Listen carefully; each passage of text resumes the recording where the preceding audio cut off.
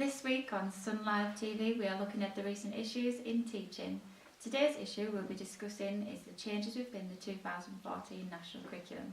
In particular, the changes to what teachers and teaching staff call the core subjects. In our terms, English, Maths and Science. So today's guests include Michael Gove, the former Secretary of Education, and Grace Periwinkle, a teaching professional for over 20 years. Welcome Michael and welcome Grace. Thanks for having us, Pam. Thanks for having me, Pam. So, the recent changes to English within the Key Stage 1 and Key Stage 2 curriculum, a positive or negative aspect in your eye, Mr. Gove? Well, Pam, I believe that the changes were necessary for England to keep pace with all the other successful education systems in the world. The new curriculum, it is more demanding on the children and the teachers, but the educators, they have to prepare themselves and the children for modern life in Britain. The Secretary of State has again trotted out tired, old and false assertions about England's alleged slide down the international leagues tables to justify creating a new national curriculum. The fact is that the UK has a world-class education service which is 6th in the world and the second best in Europe. And Grace, is a teacher practicing the changes within your classroom. What do you feel about these within the Key Stage 1 and 2 classroom? Well, Pam, I have been teaching in school for over 20 years. And from a teaching perspective, the worst thing you can do is to rush ahead. I think Mr. Gove has put politics and his personal prejudice before pupils' education. Moving on when the pupils simply aren't ready is going to cause misconceptions further down the line. In the new curriculum, particularly in the core subjects, there is a lot of cramming and classes are made to catch up with the new demands. How is this ever going to benefit the children's learning? So, let's focus particularly on the core subjects, Maths, English and Science. The new maths will expect more at an earlier age. There will be a requirement for pupils to learn their 12 times table by the age of 9. Basic fractions such as half or quarter will be taught to 5-year-olds. By the end of year 2, pupils should know the number bonds to 20 and be precise in using and understanding place value. The primary maths curriculum will ensure pupils will become fluent in long multiplication and long division, as well as calculation using fractions. Am I right? Yes, Pam, the new changes definitely will improve. Although the changes to the maths curriculum do have some positive points, I am concerned about the lack of emphasis on mathematical thinking, reasoning and problem solving in the draft programmes of study. The changes will also require intensive training on primary school teachers, which I simply do not think schools have the time or funding for. So, on to the English curriculum changes. There is a significant importance on Shakespeare, with pupils between the ages of 11 and 14 expected to have studied 2 of his plays. World lists for 8 and 9-year-olds including medicine and knowledge. By 10 and 11 they should be spelling, accommodate and rhythm. By age 11 pupils are expected to recite poetry from memory and debate and present a topic.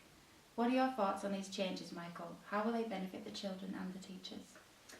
In the first draft of the national curriculum, we did focus exclusively on reading and writing, and I admit we initially overlooked the importance of pupil speaking skills in response to the negative feedback we received from the professionals and in the education sector. Speaking and listening skills were restored to the national curriculum school level and renamed as spoken language. The new English curriculum is beneficial to the children, whereby the age of 11 pupils will be expected to recite poetry from memory and debate a present topic. And spoken language has had a much higher prominence across the curriculum.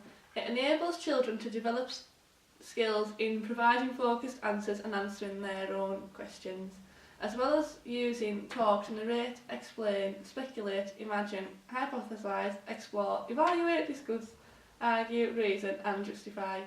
Therefore, again, their expectations are too high and we are losing focus on what is more important to the children. So, it's been stated that science in fact will shift towards a stronger sense of hard facts and scientific knowledge. In primary school there will be new content on the solar system, speed and evolution. In secondary school there will be a clearer sense of the separate subjects of physics, biology and chemistry. Climate change will also be included. Do you think that it's an appropriate and manageable change to the curriculum? From my experiences, Pam, science develops through experimentation and an understanding that we know could really be overhauled at any minute.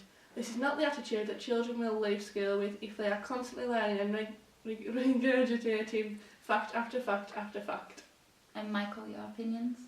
Well, I'm sure that many people will agree that the new national curriculum for science does in fact allow teachers to investigate and use the experiments more freely. It allows the teachers to navigate around and differentiate the work, I say. With all of these significant changes, how can teachers prepare to plan and teach the new curriculum? The Association of Teachers and Lecturers have warned that many of its members feel their schools are not yet prepared to teach the new curriculum. We have an interview with the Education Policy Advisor for one of the leading unions, Jill Stokey. Hi Jill, what is the ATL's opinion on the current changes and how is the union hoping to support teachers this year? Hi Pam. Our members have raised the issue on our online survey. Teachers are saying that they find the objective and the content fairly vague in the new national curriculum, and they haven't been given enough information, and they feel like they haven't really got to grips with it as of yet. So what we're saying to them is to use their professional judgment and to work with the curriculum using their own experiences and past work to make the decisions to inform their planning, and then obviously teach from that. Thank you. Right, Grace. In my school, the colleagues are struggling to understand why the curriculum is focused on 19th century methods for children who need to be versed to the challenges of the 21st century. There is too much over-reliance on the rote knowledge-based learning rather than a skill-based curriculum. Where are the children going to gain understanding for the subject? A knowledge of the average curriculum gives the opportunity for the children who grew up in disadvantaged circumstances, and it can help them to compensate for what their peers from more advantaged backgrounds already have. However, Michael, there is a demand by teachers and professionals for a skills-based curriculum. In a recent survey, we asked our children and parents what curriculum they would choose, and the response was hands-on and interactive lessons where the children's skills are applied across the curriculum. Children need to learn to be inquisitive and experimental, reflective and sociable learners. Students who are more confident in their own learning ability learn faster and learn better. Okay, that's all we have time for today on Sun Life TV. Thank you, Michael, and thank you, Grace, for coming in and talking to us. If you'd like to share your opinion on the debate, you can go to sunlife.tv/debate to share your opinion. Thanks for watching. That's me, Pamela.